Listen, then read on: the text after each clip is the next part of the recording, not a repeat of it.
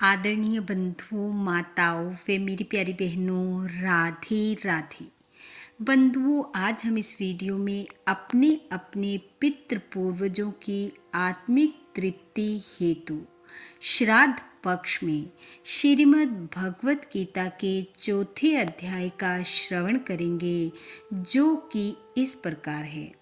भगवान श्री कृष्ण बोले, इस अविनाशी कर्म योग को मैंने सूर्य से कहा, सूर्य ने मनु से कहा और मनु ने राजा इक्ष्वाकु से कहा। हे अर्जुन, इस परंपरा से प्राप्त यह योग सब राजर्षियों ने जाना, परंतु अधिक समय व्यतीत होने से यह लुप्त हो गया। वही प्राचीन योग आज मैंने तुमको बताया है, क्योंकि तुम मेरे भक्त और मित्र हो। यह योग रहस्य अति उत्तम है। अर्जुन कहने लगे, आपका जन्म तो अभी हुआ है और सूर्य का जन्म बहुत पहले हुआ था। मैं कैसे मानूं कि आपने सूर्य को यह योग बताया था। भगवान श्री कृष्ण बोले, हे अर्जुन, मेरे और तुम्हारे अनेक जन्म हो चुके हैं, मुझे याद है और तुम भूल गए हो। मैं जन्म से रहित अविनाशी संपूर्ण प्राणियों का स्वामी अपनी प्रकृति में स्थित हूँ, तथापि अपनी माया से जन्मता हूँ। हे अर्जुन, जब जब धर्म की हानि होती है और अधर्म बढ़ता है, तब तब ही मैं जन्म लेता हूँ। साधुओं की रक्षा, पापियों का नाश और धर्म की स्थापना करने के लिए प्रत्येक युग में जन्मता हूँ। जो मेरे इस अलौकिक जन्म और कर्म का तत्व जानता है, वह मृत्यु होने पर फिर जन्म नहीं लेता और मुझ में लीन हो जाता है। इस भांति मोह, भय और क्रोध को त्याग कर मुझ में भक्ति करके और मेरी शरणागति हो, बहुत से मनुष्य ज्ञान रूपी तप से पवित्र होकर मुझ में मिल गए हैं।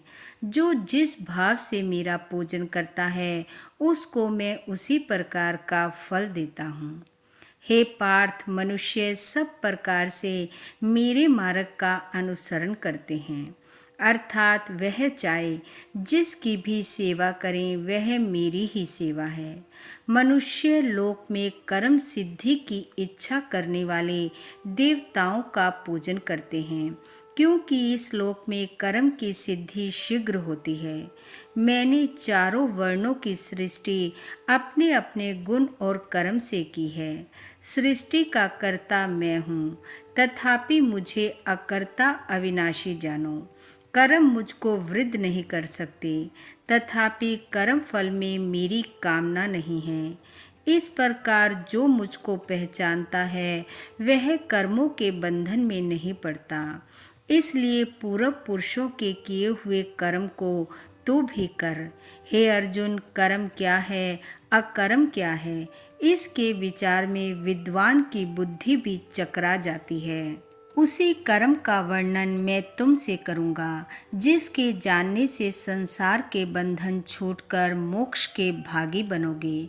कर्म, विकर्म और अकर्म तीनों का जानना आवश्यक है, क्योंकि कर्म की गति गंभीर है।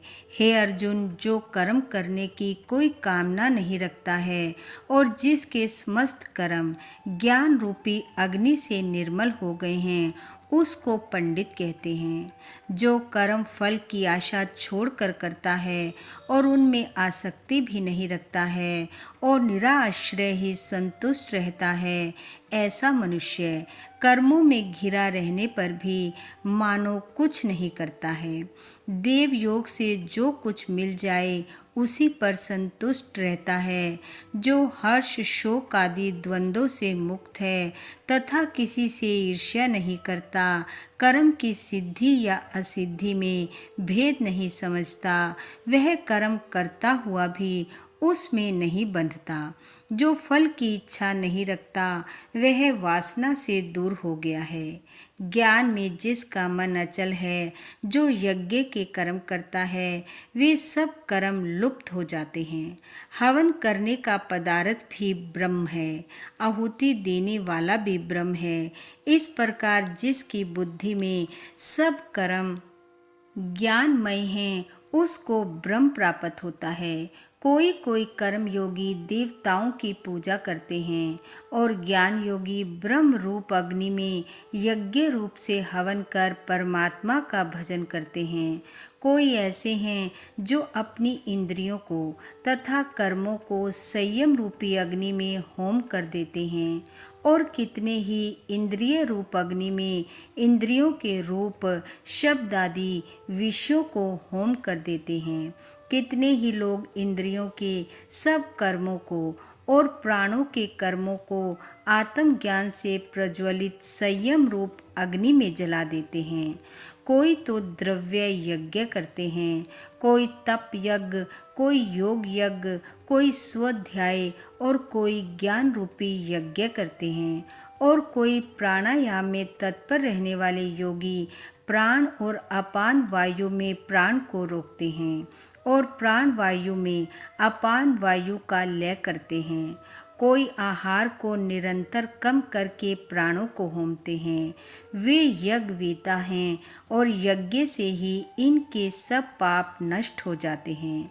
जो यज्ञ में बचे हुए अमृत रूप अन्न को खाते हैं वे सनातन ब्रह्म को प्राप्त होते हैं। हे अर्जुन, जो यज्ञ नहीं करते हैं उनको यह लोक और परलोक दोनों ही प्राप्त नहीं हैं। इस प्रकार से बहुत से यज्ञ वेद में विस्तार सहित वर्णित हैं।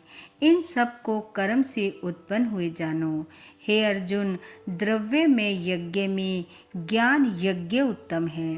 हे पार्थ, फल सहित सब कर्म ज्ञान में समाप्त हो जाते हैं।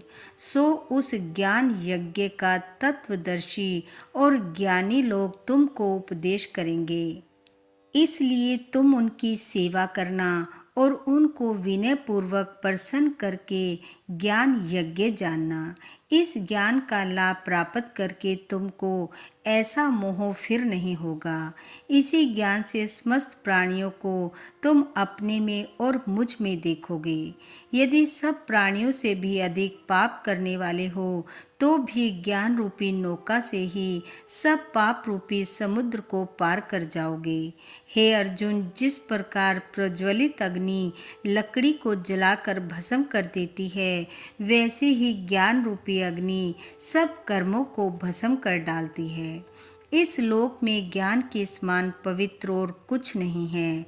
यह ब्रह्म बहुत काल पर्यंत कर्म योग से सिद्ध हुए पुरुषों को अपने आप ही प्राप्त होता है। जो श्रद्धावान पुरुष इंद्रियों को जीतकर ब्रह्म ज्ञान में लगा रहता है वह ज्ञान को प्राप्त करता है और ज्ञान को पाकर अल्प समय में शांति को पा जाता है।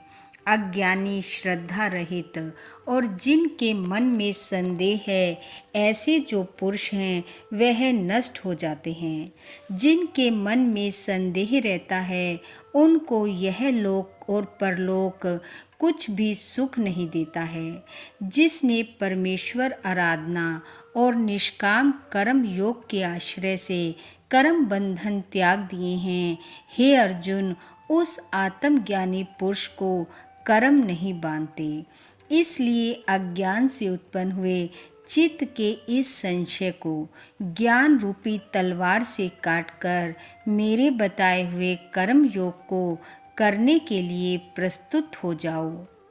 इति श्रीमद् भगवद गीता सुपनिषद सुब्रह्म विद्या योग शास्त्रे श्री कृष्ण अर्जुन संवादे आत्म संयम योग नाम चतुर्थ अध्याय समाप्त। बोलो भगवान श्री कृष्ण की जय। बंधुओं, भगवान श्री कृष्ण वे आपके पितृ पूर्वजों की कृपा आप व आपके परिवार पर सदैव बनी रहे। आपका घर आंगन खुशियों से महकता रहे।